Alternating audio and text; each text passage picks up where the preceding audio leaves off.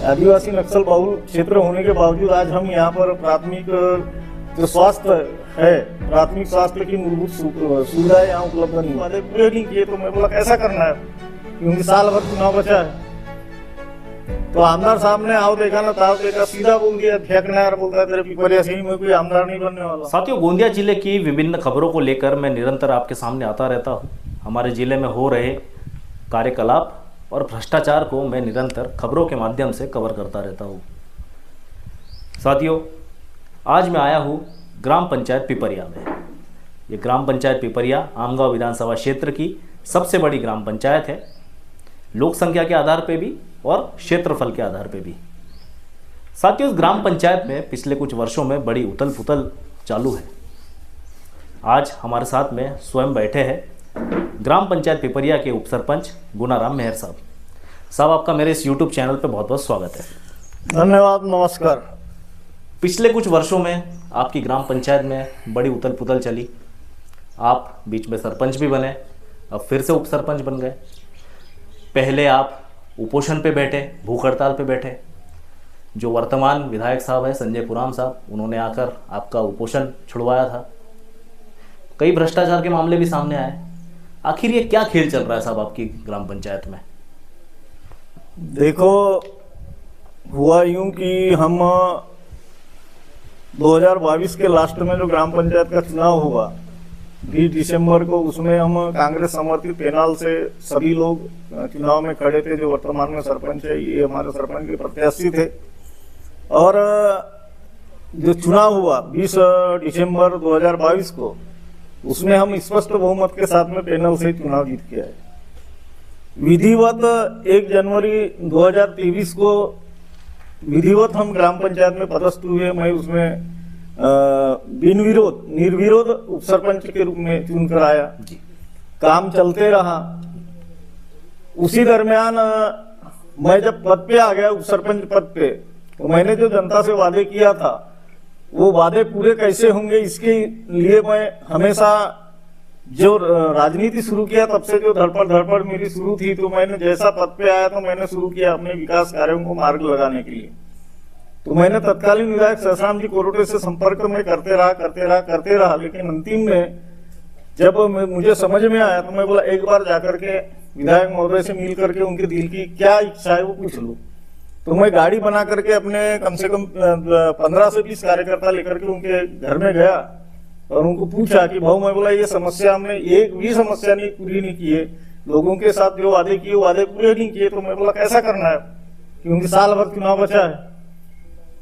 तो आमदार साहब ने आओ देखा ना ताव देखा, सीधा बोल दिया, फेंकना है, बोलता है तेरे पिपरिया से ही मैं कोई आमदार नहीं बनने वाला, जान ले बोलता। अच्छा, ऐसा बोला था? हाँ। सब आप जितने लोग थे, हाँ, तो कुछ ऐसा वीडियो फोटो कुछ है? वीडियो फोटो ऐसा कुछ नहीं है। लोग स्वयं ही उसके साक्षी है। अच्छा। तो उसके बाद में मैं घर आया और सीधा मैं समझ गया कि मैं बोला अब किसी के भरोसे में रहना गलत है, हम अपनी लड़ाई अपने को खुद लड़ना पड़ेगा। मैंने अल्टीमेटम बनाया और अल्टीमेटम के माध्यम से तहसीलदार साहब के मार्फत मुख्यमंत्री को पत्र लिखा। उसकी प्रत वर्तमान विधायक को दिया और जो पूर्व विधायक थे उनको भी दिया। उसके बाद में उसमें मैंने जो अल्टीमेटम दिया था कि 1 महीने के अंदर मेरे इन समस्याओं पर किसी प्रकार का अगर विचार नहीं किया जाता तो मैं सीधा 15 दिसंबर को, ये 15 दिसंबर को 15 नवंबर बिरसा मुंडा जयंती के दिन भूख हड़ताल में गाँव में बैठ जाऊंगा। तो मेरे को किसी का पत्र वत्र आया नहीं, मैं भूख हड़ताल में बैठ गया। मुझे भूख हड़ताल में बैठने के लिए मना किया गया मेरे पार्टी के ओर से, जिस पार्टी में था मैं, लेकिन मैं माना नहीं उनकी, मैं बैठ गया। भूख हड़ताल में ये बैठा तो इसको उनकी मानसिकता ये थी कि ये अगर भूख हड़ताल में बैठा और भूख हड़ताल के माध्यम से अगर शासन को इसने झुकाया और 2-4 भी अगर मांग अगर पूरी हो गई तो ये हीरो बन जाएगा। तो इसलिए मेरे भूख हड़ताल को अनसक्सेस करने के दृष्टिकोण से उन्होंने सहयोग नहीं देने का तो जाहिर कर दिए, बोले इसको कोई साथ मत दो। लेकिन जिनको साथ देना था उन्होंने साथ दिए मेरे को। उसी दरमियान तो ये आप भूख हड़ताल इसलिए बैठे थे कि जो मांगे थी आपकी ग्राम पंचायत की, जो वादे किए गए थे वो वादे पूरे नहीं हुए थे, है ना, इसी को लेकर, तो इसलिए आप भूख हड़ताल पे बैठे हैं। हाँ। तो क्या शासन द्वारा जो पैसा मिलता है ग्राम पंचायत को, वो मिला था, नहीं मिला था? मेरे जो मुद्दे थे ये ग्राम पंचायत लेवल के नहीं थे। अच्छा, जैसे क्या क्या मुद्दे थे सर? मेरे इसमें मुद्दा था काशी नाला का जो 60वां बंधारा है ना, जल संचय प्रकल्प जिसको बोलते हैं हिंदी में, हाँ। वो 60वां बंधारा काशी नाले का बन जाए। दूसरा जो मेरा मुख्य मुद्दा था, पिपरिया में प्राथमिक स्वास्थ्य केंद्र, आदिवासी नक्सल बहुल क्षेत्र होने के बावजूद आज हम यहाँ पर प्राथमिक जो स्वास्थ्य है, प्राथमिक स्वास्थ्य की मूलभूत सुविधाएं यहाँ उपलब्ध नहीं है। प्राथमिक स्वास्थ्य केंद्र होना चाहिए। यहाँ के रोड रस्तों का पूरा चारों तरफ बेहाल है, रोड रास्ते बनना चाहिए। यहाँ की बच्चियों को पढ़ने के लिए साले कसा जाना पड़ता है, तो उनकी पढ़ने की व्यवस्था पिपरिया में की जाए। हाँ, क्योंकि जनसंख्या ज्यादा है। जनसंख्या के हिसाब से। तो ये सारे मेरे मुद्दे थे और इन मुद्दों को लेकर के मैं संघर्ष कर रहा हूँ। तो इन मुद्दों को लेकर के मैं बैठा था उपोषण में। जी। तो 15 नवंबर को मैं बैठा, तो 16 नवंबर को 5 बजे के दरमियान तहसीलदार साहब आए, उस समय के खंड विकास अधिकारी आए, उस समय के थानेदार आए। ये 2023 की बात है। हाँ, है ना सर? यानी भूख हड़ताल में जब मैं बैठा था उस समय में थानेदार आए, फिर स्वास्थ्य अधिकारी आए, उन्होंने मेरे स्वास्थ्य की चेकअप वगैरह किए। थानेदार भी परिचित थे, तहसीलदार भी परिचित थे। उधर से कलेक्टर महोदय की तरफ से उनको आया कुछ पत्र वगैरह तहसीलदार को कि जाके मनाओ उनको करके। तो तहसीलदार साहब ने भी मेरे को मनाने का प्रयत्न किए, थानेदार ने भी मनाने का प्रयत्न किया, डॉक्टर ने भी मनाने का प्रयत्न किया कि बोले जीना जरूरी है, स्वास्थ्य अगर खराब हो गया है ना, या स्वास्थ्य को कम ज्यादा हो गया तो अड़चन में आ जाएंगे। तो उसी दरमियान फिर अभी जो वर्तमान में विधायक है वो भूतपूर्व विधायक हो गए थे, उस समय में भूतपूर्व विधायक थे संजय बाबूराम आए और उन्होंने भी सबसे पहले तो मेरे साथ में जो कार्यकर्ता थे उनको समझाए, क्योंकि कार्यकर्ताओं के बलबूते पे कोई भी नेता नेतागिरी करता है। तो उनको पहले उन्होंने समझाया कि बोले अगर स्वास्थ्य हमारा सही है तो हम लड़ाई कर सकते हैं, और स्वास्थ्य अगर बिगड़ गया और हमारे जीव को अगर कम ज्यादा हो गया तो ज्यादा से ज्यादा सरकार पर ठीकरा फोड़ेंगे। तो बोले यहाँ तहसीलदार साहब है, थानेदार साहब है, डॉक्टर साहब है, ये सब जो शासन के जो लोग हैं, और इसके साथ में मैं भी आया हूँ बोले जी है। और महायुति की सरकार थी, शिंदे जी मुख्यमंत्री थे जी, देवेंद्र भैया उप मुख्यमंत्री थे। तो बोले मैं भी शासन की ओर से आया हूँ बोले, और ये समस्या छुड़ाने का मैं जवाबदारी लेता हूँ। भूख हड़ताल से तुम उठ जाओ बोले, मानो मेरी थोड़ी सी एक मौका तो दो बोले कम से कम। तो हम भूख हड़ताल से उठ गए, उनकी बात को हमने मान ली। सभी लोगों ने बोले बात एक बार मान लेते हैं। जब मैं भूख हड़ताल से उठा और जब मैं ग्राम पंचायत में गया तो मेरे को पता चला कि यहाँ 28 लाख रुपए का गोड़ बंगाल हो गया करके। उसी दौरान मैं भूख हड़ताल में बैठने वाला था 15 तारीख को, और इन्होंने 8/11 को एक ट्रांजेक्शन मारे और 11/11 को एक ट्रांजेक्शन मारे। यानी जस्ट दिवाली लगने वाली थी, 12 से दिवाली थी, दिवाली की एक दिन पहले। तो इन्होंने 28 लाख का गोड़ बंगाल किए। तो सचिव ने मेरे को बताया, बोले बात ऐसी की ऐसी हो गई, और मेरे को दबाव में ला करके धमका चमका करके बोले मेरे से ये खेला करवा ली। बोला तुम कैसे इनके दबाव में आ गए? तो फिर उसने दुनिया भरे के बताया फिर अपना। तो मैं बोला ठीक है, ये तो बहुत गलत हो गया। तो मैं बोला इसका अपने पास में परफेक्ट पुरावा होना जरूरी है। तो उसके पूरे पुरावे इकट्ठा किया, सबूत, और फिर तत्काल प्रभाव से मैंने उसको चौकसी के लिए लगा दिया, मुख्य कार्यकारी अधिकारी गोंदिया। तो उसकी चौकसी के लिए फिर अधिकारी लोग आए। अब डायरेक्ट सीओ तो चौकसी के लिए नहीं आता, उन्होंने बीडीओ को बनाया चौकसी अधिकारी, तो बीडीओ ने चौकसी अधिकारी बनाया अपने पंचायत विस्तार अधिकारी को। पंचायत विस्तार अधिकारी है, रिकॉर्ड की छानबीन चली, लगभग महीना भर तो इसकी छानबीन चली। उसी दरमियान जब ये केस गुनाराम ने उठाया ऐसा मालूम हुआ, तो उसके 8-15 दिन बाद मेरे को नोटिस आ गया कलेक्टर गोंदिया से की तुमचे 3 अपत्य असून तुमच्या विरोधात तक्रार अशोक चौधरी यांनी केलेली आहे, तरी तुम्ही आपले पुरावे साबूत करा। तब मेरे दिमाग की बत्तियां जली कि मैं बोला इसने इस गेम में पकड़ा और इस गेम में मेरे को निकालने का ये प्रयत्न कर रहा है। लेकिन हुआ ये कि मेरे पास में 3 अपत्य है ही नहीं, मेरे पास 2 लड़के हैं। बड़ी लड़की थी तो 2015 में ही डेथ हो गई उसकी, और जो अपने को नाम निर्देशन पत्र भरना पड़ता है तो उसमें तो 2 अपत्य हयात आए ऐसा करके लिखना पड़ता है। 2 अपत्य मेरे पास में थे, केस लड़ा, मैं केस जीत गया, इसमें कोई प्रॉब्लम नहीं है। अब ये चौकसी हुई तो चौकसी के बाद में ये जो इसमें 39(1) कलम बैठ गई, पद का दुरुपयोग 28 लाख का गोड़ बंगाल, तो 39(1) का केस वहां चला कमिश्नर नागपुर आयुक्तालय में, तो वहां भी इसको संधि दी गई अपना पक्ष रखने की, वर्तमान सरपंच साहब को संधि दी गई। तो उसने फिर वहां सुनवाई हुई, तो सुनवाई में कागज का जो पुरावा था स्पष्ट था, तो 14/1/2025 को सम्माननीय जो आयुक्त महोदय इन्होंने अपात्र उनको घोषित कर दिया पुलिस कालावधिकरिता करके।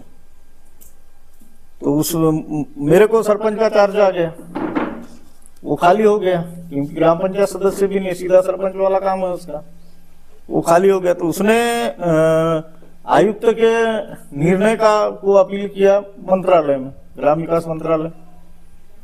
विकास मंत्रालय की सुनावनी लगी 13 फरवरी को अपना यहाँ सीओ के दालान में, सीओ पंचायत के दालान में सुनावनी लिया उन्होंने। जय कुमार गोरे साहब है हमारे ग्राम विकास मंत्री, उन्होंने सुनावनी लिया, दोनों पक्ष की बात सुना उन्होंने, और उसके बाद में जो सारा गवर्नमेंट का जो हमला है ये लग गया अपने बजट सत्र की तैयारी में, बजट सत्र की तैयारी में। तो इसका जो नियम रहता है कि सुनावनी के 30 दिन के अंदर में इसका निकाला जाने को होना, तो ये 13 मार्च तक के, 13 फरवरी का जैसा था सुनावनी, तो 13 मार्च तक के इसके आदेश आ जाना था, लेकिन 13 मार्च तक के आदेश नहीं आया, और 30 दिन पूरे हो जाने से वो आपो आप जो कमिश्नर का जो आदेश है उसके ऊपर में मंत्रालय के आदेश आते तक के उसके ऊपर डिले लग जाता है, यानी स्टे लग जाता है। आपो आप आदेश उसके आते तक के, हाँ वो रिजल्ट के आया नहीं, रिजल्ट तो रिजल्ट के आते तक के, तो इसने फिर जैसा रिट पिटीशन दायर किया स्टे के लिए, तो इसको स्टे मिल गया। अच्छा, सरपंच ये फिर से बन गया, ये फिर से सरपंच, आप उप सरपंच। मैं उप सरपंच बन गया। अभी तात्पुर का आदेश है, अभी जैसा मंत्रालय का आदेश आया, अब मंत्रालय का आदेश है, अब वो आदेश आता कैसा है नहीं आता कैसा इसके इंतजार में है, लेकिन ये सिद्ध हो गया है कि इसने घोटाला किया है। ये नागपुर कमिश्नर, हाँ, जो 28 लाख के घोटाले में 21 लाख आरटीजीएस से ट्रांसफर थे, तो 21 लाख आरटीजीएस के ट्रांसफर के जो थे, जिसको ट्रांसफर किए थे उसने 21 लाख रुपए ग्राम पंचायत के खाते में वापस कर दिया, और इसने जो 7 लाख नमूना 19 दर्शा करके जो 7 लाख रुपए जो इसने गबन किया, बोगस मास्टर, बोगस मजूर दर्शा के, इसका अभी तक के कोई हिसाब नहीं है। अब वो 7 लाख का हिसाब वो किस प्रकार के देता है तो समय बताएगा, क्योंकि मामला लंबा चलने वाला है।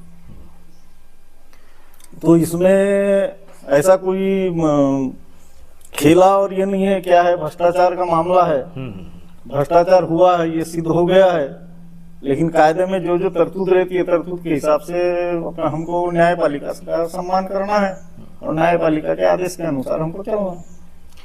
साहब, विधानसभा चुनाव हुए 2024 में, तब हम सर्वे कर रहे थे, पब्लिक में घूम रहे थे, आपके पिपरिया में भी आया था मैं। कई पब्लिक से ये सुनने को मिला था कि आप दोनों, क्योंकि उप सरपंच और सरपंच आप पहले कांग्रेस ही रहे हैं, तो कांग्रेस के समय आपने, क्योंकि हो सकता है भ्रष्टाचार किया हो दोनों ने, इसलिए अब भ्रष्टाचार से बचने के लिए आप सत्ता की गोद में जाके बैठ गए। एक ने शिवसेना ज्वाइन कर ली शिंदे साहब की, और एक बीजेपी ज्वाइन कर लिया। तो क्या ये माना जा सकता है जो जनता ये आरोप लगा रही है? देखो, अगर मैं सही में अगर मैं आरोप अगर उसके ऊपर लगाता हूँ या जनता मेरे ऊपर आरोप लगा रही, तो जनता स्वतंत्र है आरोप लगाने में जी। वो आरोप लगा सकती है, लेकिन हकीकत ये है कि मुझे पार्टी छोड़ने पर मजबूर किया गया। पार्टी छोड़ने के लिए मेरे को मजबूर किया गया, तब मैंने पार्टी छोड़ा जी।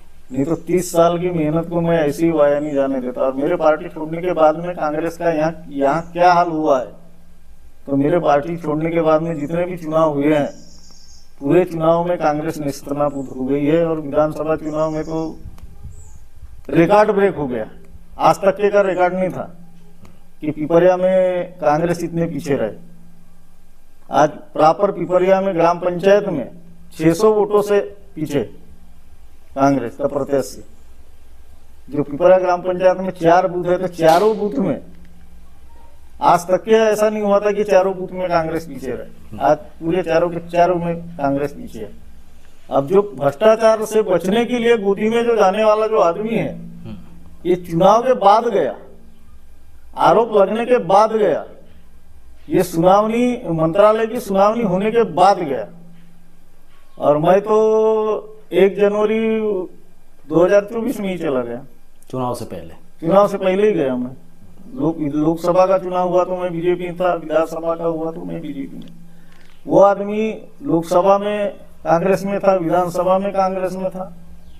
और मंत्रालय की मैंने आयुक्तालय की सुनावनी में भी उसको भरोसा था कि मेरे पक्ष में लगेगा करके, वहां भी नहीं लगा। तो मंत्रालय की सुनावनी के बाद उसने 22 फरवरी को शिवसेना शिंदेगढ़ ज्वाइन किया। और आज लोगों को बता रहे हैं वो लोग कि हम सिर्फ अपना काम निकालने गए हैं शिंदेगढ़। तो साहब, अब तो देखा जाए तो महायुति है ना? आप भी भारतीय जनता पार्टी में, आपके सरपंच साहब शिवसेना में, शिंदेगढ़ में, एक ही मंच साझा करना रहेगा, एक ही साथ में बैठेंगे, तो सहयोग तो अभी भी वही रहेगा। खैर, जनता की अगर बात की जाए तो जनता ये चाहती है कि अत्यधिक विकास हो, ग्राम पंचायत में अपने विकास हो। क्या अभी भी वही व्यवधान चल रहे हैं? अभी जो भी रिजल्ट जो भी आएगा निकल के, है ना, मंत्रालय का, क्या मान्य रहेगा वो, और वापिस से वही कार्य प्रणाली उसी पटरी पर चलेगी अपनी ग्राम पंचायत? देखो, हम बाबा साहब को मानने वाले व्यक्ति है और न्यायपालिका का हम सम्मान करेंगे, लेकिन अगर सही में इतना बड़ा भ्रष्टाचार अगर दबता है, तो लोगों का जो नजरिया है, लोगों का जो विश्वास है, न्यायपालिका से उड़ जाएगा। इतना बड़ा घोटाला सिद्ध होने के बावजूद अगर ये मामला अगर दब जाता है, तो न्यायपालिका के ऊपर में लोगों का भरोसा नहीं रहेगा। और सवाल है विकास का, तो जो बड़े जो काम हैं, तो उनके लिए तो अभी भी मेरे प्रयत्न शुरू है। जो प्राथमिक आरोग्य केंद्र है, काशीनाथ नाले का सिंचन यानी जल संचय प्रकल्प है, कोटी टोला का सिंचाई प्रकल्प है, कुआडास का सिंचाई प्रकल्प है, यहाँ के मुख्य मेन रोड रास्ते है, इनके लिए तो मेरी लड़ाई शुरू है अभी भी। ऐसा है, उसके ऊपर में कोई साइड इफेक्ट इसका पड़ने वाला नहीं है। जो स्थानिक जो कार्य है, ग्राम पंचायत लेवल के कार्य, इसमें थोड़ी सी रुकावट बीच में लगी, क्योंकि वो लालच में चले गए। और जब उनके ऊपर में ये चौकसी का जब डंडा पड़ा, तो इधर उधर छटपटाते रहे। और अभी भी उनका छटपटाना शुरू है। और उनको विश्वास है कि हम फिर वापस आ जाएंगे क्लियर करके। तो अच्छी बात है, आ गए तो अब कानून के दायरे में आकर के अगर आ गए तो हम लोग मना नहीं कर सकते। हमको अपना काम तो करना ही पड़ेगा। जो काम है हम कम करेंगे, जो काम है वो करेंगे। और इतना बड़ा भ्रष्टाचार अगर दब गया तो लोगों का न्यायपालिका से विश्वास उड़ जाएगा। इतनी बात तो है। साहब, ये वीडियो आपकी ग्राम पंचायत की जनता भी देख रही है, या जो भी ये मैटर चल रहा है, अब रिजल्ट जो भी आए वो एक तरीके से मान्य रहेगा आपके द्वारा, वो मान्य करना पड़ेगा। है ना। तो जनता को आप क्या संदेश देना चाहेंगे कि जनता ने विश्वास करना चाहिए आखिरकार कि जो भी कार्यप्रणाली चल रही है ग्राम पंचायत की वो वापस से सुचारू रूप से जारी रहे? जनता को बताने की जरूरत है ही नहीं, जनता पूरा जानती है। जनता को सब मालूम है ये क्या हो रहा है क्या नहीं हो रहा है, जनता पूरे तरीके से अच्छे तरीके से जान रही है कि यहाँ क्या हो रहा है, इस बात को जनता को मालूम है। और जनता के काम में किसी प्रकार का अड़थड़ा निर्माण हो ऐसी मेरी कोई मानसिकता नहीं है, और कोई किसी प्रकार का अड़थड़ा निर्माण नहीं होने देना चाहता मैं, और नहीं होने दूंगा। साहब, मेरे YouTube चैनल पे आने के लिए बहुत बहुत धन्यवाद। आपने जो भी अपने विचार व्यक्त किए हैं। तो साथियों, हमारे साथ में थे पिपरिया ग्राम पंचायत के उप सरपंच गुनाराम मेहर साहब, जिन्होंने इनकी ग्राम पंचायत में अभी तक जो भी उठापटक चल रही है उस विषय में कई जानकारियाँ प्रदान की है। अगर आपको ये वीडियो अच्छी लगती है तो लाइक करें, सब्सक्राइब करें, शेयर करें। नीचे कमेंट बॉक्स ओपन है, उसमें अपनी राय लिखना ना भूलिए साथियों। ऐसे वीडियोस और ऐसे ही ग्रामीण समस्याओं को लेकर निरंतर आपके सामने आता रहूँगा। बने रहिए हमारे साथ में। मैं गौरव कुमार, ग्रेट न्यूज़ हिंदी से। नमस्कार।